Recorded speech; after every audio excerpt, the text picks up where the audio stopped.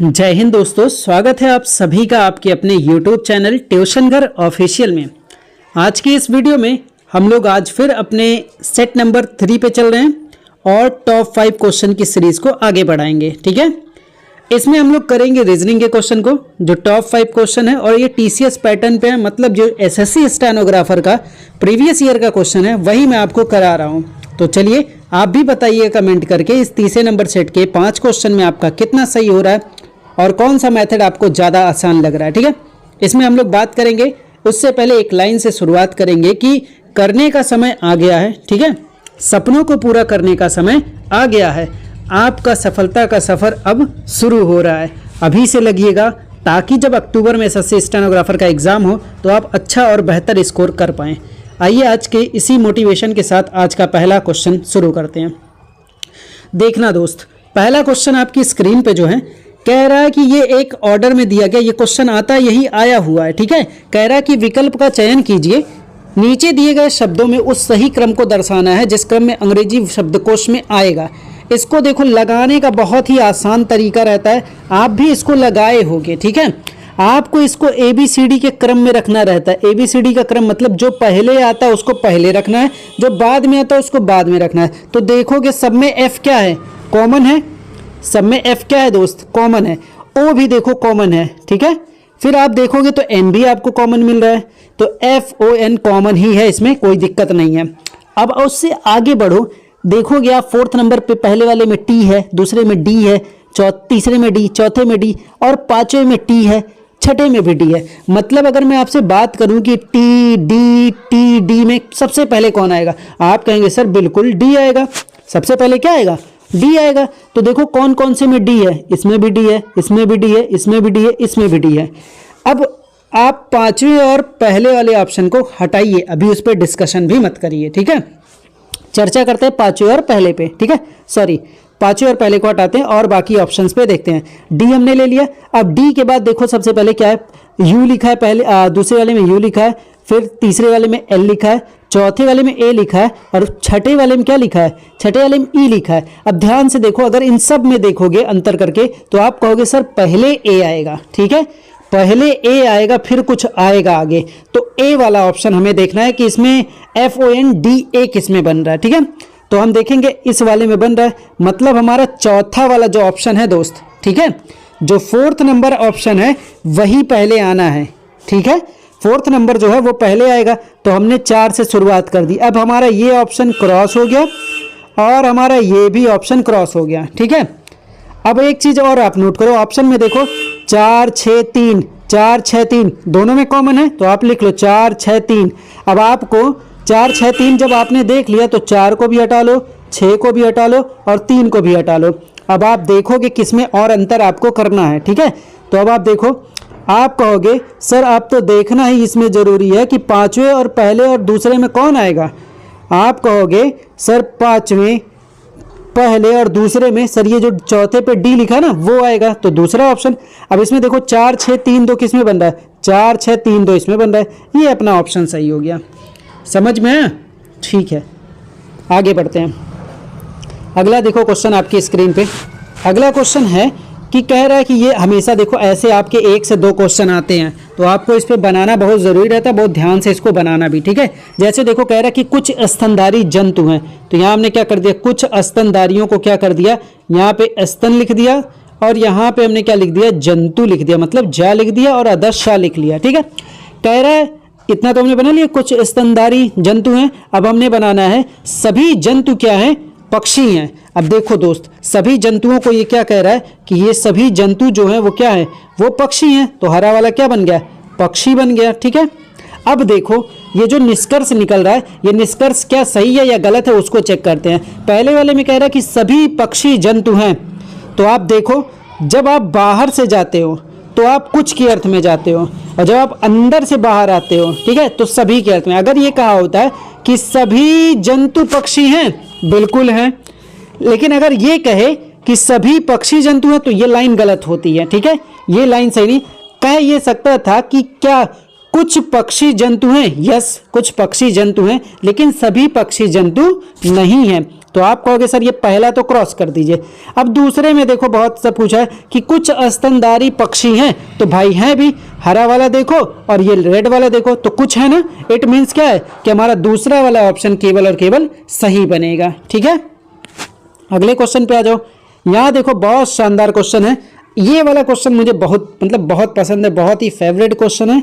मज़ा आता है इसको लगाने में क्योंकि इसमें सोचने को बहुत रहता है। हालांकि मैंने इसमें सोच लिया, आप जब पहली बार देखोगे तो आपको लगेगा अरे यार क्या ही बन रहा होगा। ठीक है, तो देखो सोचते हैं हम लोग।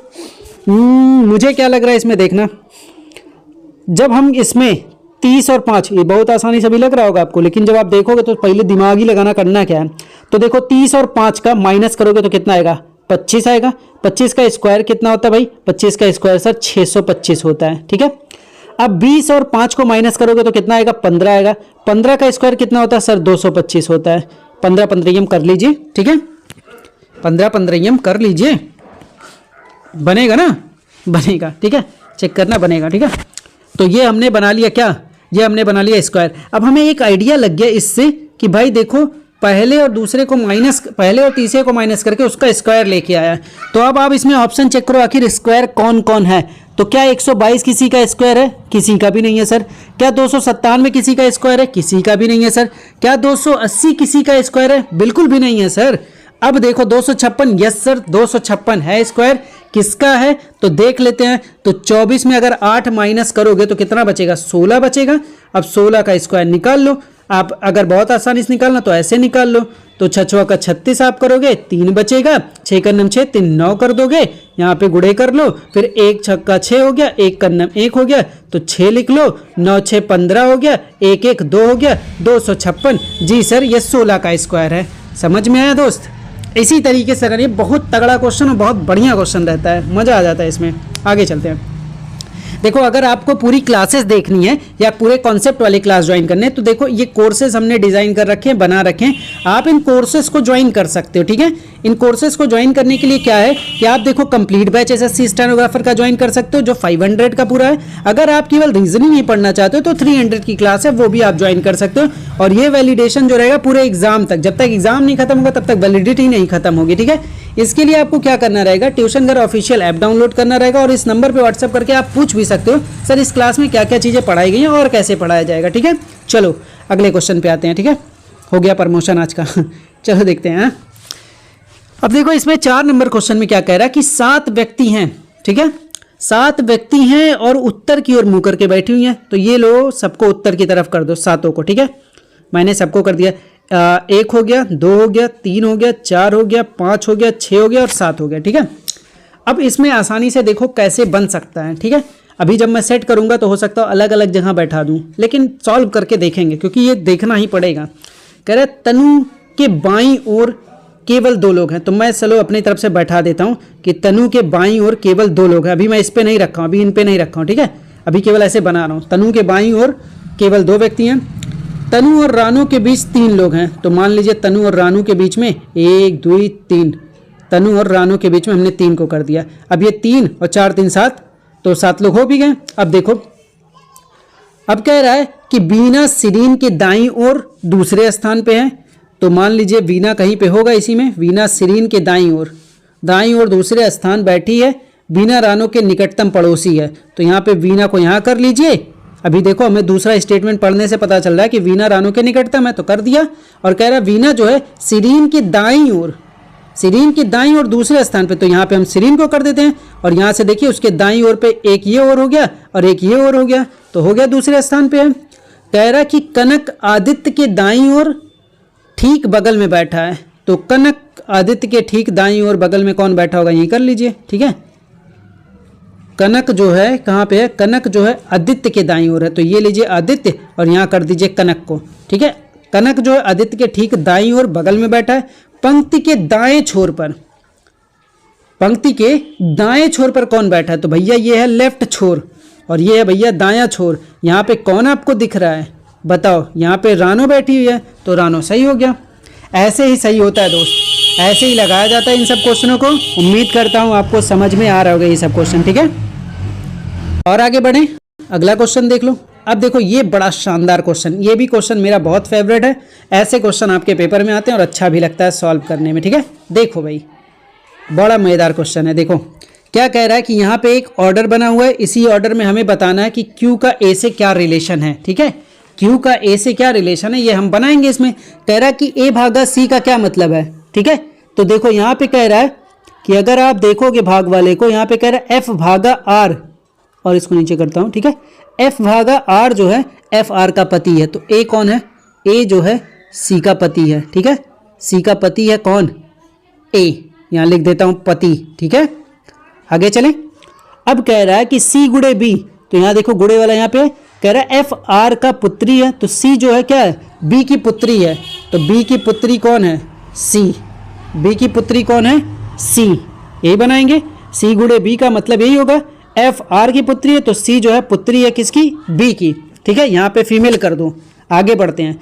अब देखो B प्लस Q का मतलब, ठीक है, यहाँ देखो F प्लस R का मतलब हो गया F R की माँ है, और B प्लस Q को आप देखोगे तो क्या बोलोगे कि B जो है Q की माँ है। B कौन है, Q की माँ है, तो यहाँ पे हम Q बना लेते हैं। Q की माँ है कौन, B। अब हमें एक चीज़ पता चल गया इसका जेंडर। ठीक है, ये माँ है किसकी, Q की।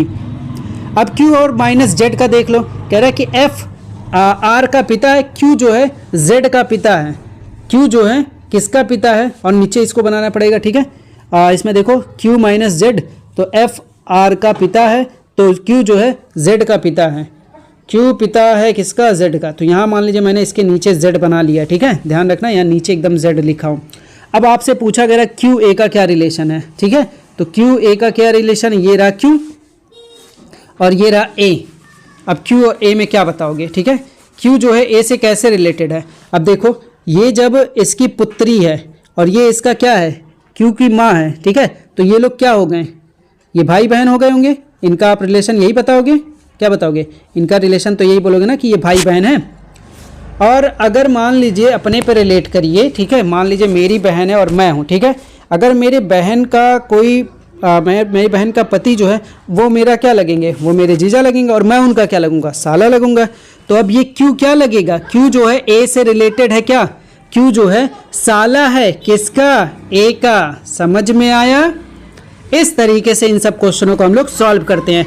बताइए आपको कैसी लगी ये वीडियो, बताइए दोस्त कैसा लगा आपको ये क्लास, कमेंट करके बताइए आपका कितना सही हो रहा है इस 5 क्वेश्चन में, और ये सीरीज आपको कैसी लग रही है। बहुत इंपॉर्टेंट सीरीज है, जरूर इसको ज्वाइन किया करें और कमेंट करके बताया करें कि आपका कितना सही हो रहा है एग्जैक्ट में। और ये कोर्सेज से आप जरूर जुड़िए, ये आपके लिए काफ़ी इंपॉर्टेंट है। अगर आप जुड़ते हैं तो मेरे लिए भी बहुत अच्छा है और आपके लिए भी अच्छा है। आने वाले दिनों में आपका बहुत अच्छे से तैयारी हो जाए। ठीक है, टेक केयर।